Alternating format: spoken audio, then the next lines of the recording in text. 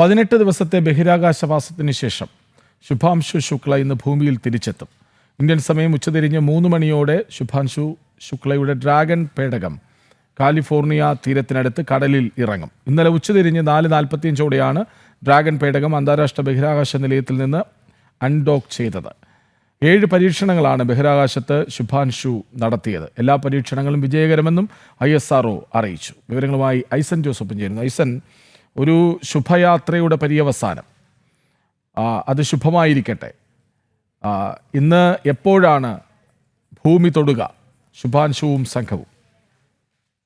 ഷാജ്, ഇന്ന് ഉച്ചതിരിഞ്ഞ് 3 മണിയോടെ, അതായത് നേരത്തെ നമ്മൾ സൂചിപ്പിച്ചതുപോലെ കാലിഫോർണിയൻ തീരത്ത് ഈ ബഹിരാകാശ പേടകം ഭൂമിയിൽ ഇറങ്ങുകയാണ് ചെയ്യുക. ഇന്ന് 3 മണിയോടെയാണ് ഭൂമിയിൽ ഇറങ്ങുക എന്നാണ് ഇപ്പോൾ ഔദ്യോഗികമായി നമുക്ക് ലഭ്യമാകുന്ന വിവരം. ഇതിൽ നിന്നും ചില മാറ്റങ്ങൾ ഉണ്ടായേക്കാമെന്ന സൂചനകളെല്ലാം തന്നെ വരുന്നുണ്ട്. എന്ത് തന്നെയായാലും ബഹിരാകാശത്ത് നിന്ന് ഭൂമിയിലേക്കുള്ള അദ്ദേഹത്തിന്റെ യാത്രയുടെ അവസാന മണിക്കൂറുകളിലാണ് ഇപ്പോൾ പേടകം സഞ്ചരിച്ചുകൊണ്ടിരിക്കുന്നത് എന്നാണ് നമുക്ക് ലഭ്യമാകുന്ന സൂചന. നേരത്തെ നമ്മൾ സൂചിപ്പിച്ചതുപോലെ ബഹിരാകാശ നിലയത്തിൽ നിന്നും ഇന്നലെ 4:45ഓടെ വേർപെട്ട പേടകം ഭൂമിയെ പലതവണ വലം വെച്ചതിന് ശേഷം കൃത്യമായും ഇനി ഭൂമിയിലേക്കുള്ള യാത്രയാണ്. ഭൂമിയിലേക്കുള്ള യാത്ര നമുക്കറിയാവുന്നതാണ്. അന്തരീക്ഷ മണ്ഡലത്തിലേക്ക് കടന്നതിന് ശേഷം നേരത്തെ നമ്മൾ പലതവണ കണ്ടിട്ടുള്ളതുപോലെ ഈ ബഹിരാകാശ പേടകം കൃത്യമായി പാരച്യൂട്ടുകളെല്ലാം വിന്യസിച്ച് കൃത്യമായി കടലിൽ വന്ന് ഇറങ്ങുകയാണ് ചെയ്യുക. സ്പ്ലാഷ് ഡൗൺ എന്ന സാങ്കേതികമായ പദം അതിന് ഉപയോഗിക്കുകയും ചെയ്യും. അത്തരത്തിൽ വന്ന് ഇറങ്ങുന്നതിന് പിന്നീടാണ് തുടർന്ന് അവരെ രക്ഷപ്പെടുത്തുകയും ഒരു നാവികസേനയുടെ കപ്പലിലേക്ക് മാറ്റുകയും കപ്പലിൽ നിന്ന് ഇവരെ പുറത്തിറക്കി, പേടകത്തിൽ നിന്ന് പുറത്തിറക്കി സുരക്ഷിതമായ സ്ഥലങ്ങളിലേക്ക് കൊണ്ടുപോകുകയും ചെയ്യുക.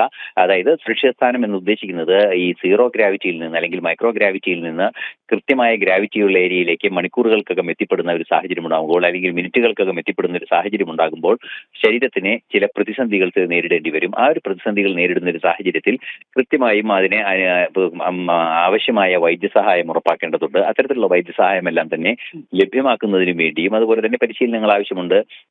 അതിനെല്ലാം വേണ്ടിയുള്ള ഒരു സംവിധാനമാണ് 7 ദിവസത്തെ ക്വാറന്റൈൻ. ആ ക്വാറന്റൈന് ശേഷം അവരെ സ്വാഭാവിക ജീവിതത്തിലേക്ക് പറഞ്ഞയക്കുകയാണ് ചെയ്യുക. നേരത്തെ കൃഷ്ണരാജ് സൂചിപ്പിച്ചതുപോലെ 7 പരീക്ഷണങ്ങളാണ് നടത്തിയത്. നേരത്തെ പലതവണ നമ്മൾ ആവർത്തിച്ചതുപോലെ മസിലുകളുടെ വളർച്ച, അതുപോലെ തന്നെ ആൽഗകളെ സംബന്ധിച്ചുള്ള പരിശോധന, പഠനങ്ങൾ, അതുപോലെ തന്നെ വിത്തുകൾ മുളപ്പിക്കുക. അതായത് വെള്ളായണി കാർഷിക കോളേജിൽ നിന്നെല്ലാം തന്നെ കൊണ്ടുപോയ അത്യുൽപാദന ശേഷിയുള്ള വ്യത്യസ്തമായ ജിനോം സംവിധാനങ്ങളുള്ള വിത്തുകളെല്ലാം തന്നെ ബഹിരാകാശത്ത് മുളപ്പിച്ച് നടത്തിയ പരീക്ഷണങ്ങളുണ്ട്. അത്തരത്തിൽ ബഹിരാകാശത്ത് മുളച്ച വിത്തുകൾ ഇപ്പോൾ ഭൂമിയിലേക്ക് എത്തുകയാണ്, ഭാരതത്തിലേക്ക് എത്തുകയാണ്. അത്തരത്തിലുള്ള നിരവധിയായ ഗവേഷണങ്ങളെല്ലാം തന്നെ അദ്ദേഹം അവിടെ നടത്തിയിരുന്നു. 7ഓളം ഗവേഷണങ്ങൾ നടത്തിയത് വിജയകരമായി, വൻ വിജയമായിരുന്നു എന്ന് വളരെ കൃത്യമായി ISRO ഔദ്യോഗികമായി തന്നെ അറിയിക്കുകയും ചെയ്യുന്നുണ്ട്. ഇത്തരത്തിലുള്ള വിജ്ഞാന ശേഖരങ്ങളും അതുപോലെ തന്നെ വലിയൊരു അനുഭവ സമ്പത്തുമായാണ് 41 വർഷത്തിന് ശേഷം ഭാരതത്തിന്റെ ഒരു ബഹിരാകാശ യാത്രികൻ തിരിച്ചെത്തുന്നത്. നേരത്തെ നമുക്കറിയാം 84-ലാണ് രാകേഷ് ശർമ്മ ബഹിരാകാശത്തേക്ക് പോയത്. അന്നത്തെ പ്രധാനമന്ത്രിയായിരുന്ന ഇന്ദിരാഗാന്ധിയോട് പറഞ്ഞ അതേ വാക്കുകൾ അദ്ദേഹം ആവർത്തിക്കുകയും ചെയ്തു എന്നതാണ് ഈ യാത്രയുടെ ഒരു പ്രത്യേകത. അതായത് എങ്ങനെയുണ്ട് ഭൂമിയിൽ ആകാശത്ത് നിന്ന് ഭാരതത്തെ കാണാനെന്ന് ചോദിച്ചപ്പോൾ രാകേഷ് ശർമ്മയും ശുഭാംശു ശുക്ലയും പറഞ്ഞ ഒരേ വാക്കുകളാണ്. അതായത് സാരേ ജഹാം സേ അച്ഛാ ഹിന്ദുസ്ഥാൻ ഹമാര എന്നാണ്. അത്തരത്തിലുള്ള ഒരു നിർണായകമായ ഘട്ടം ബഹിരാകാശത്ത് ഭാരതീയനായ ഒരു വ്യക്തി രണ്ടാമതും എത്തിയിരിക്കുന്നു. അദ്ദേഹം അവിടെ ഏറ്റവും കൂടുതൽ കാലം ചെലവഴിച്ച റെക്കോർഡ് എന്ന ഭാരതീയൻ എന്ന റെക്കോർഡ്, അതുപോലെ തന്നെ അന്താരാഷ്ട്ര ബഹിരാകാശ നിലയത്തിൽ എത്തുന്ന ആദ്യ ഭാരതീയൻ എന്ന റെക്കോർഡ്, അത്തരത്തിൽ നിരവധിയായ റെക്കോർഡുകൾ സ്ഥാപിച്ചുകൂടിയാണ് അദ്ദേഹം ഇപ്പോൾ മടങ്ങുന്നത്. ഭാരതത്തിന്റെ ബഹിരാകാശ ശാസ്ത്ര ഗവേഷണ ചരിത്രത്തിലെ നാഴികക്കല്ലായ ഒരു സംഭവവികാസങ്ങളാണ് ഇപ്പോൾ നടന്നിരിക്കുന്നത്. ബഹിരാകാശത്ത് ആദ്യമായി എത്തുന്നു, ബഹിരാകാശ നിലയത്തിൽ ആദ്യമായി എത്തുന്നു, പരീക്ഷണങ്ങൾ നടത്തുന്നു. ഇതെല്ലാം ചെയ്ത ആദ്യ ഭാരതീയനാണ്.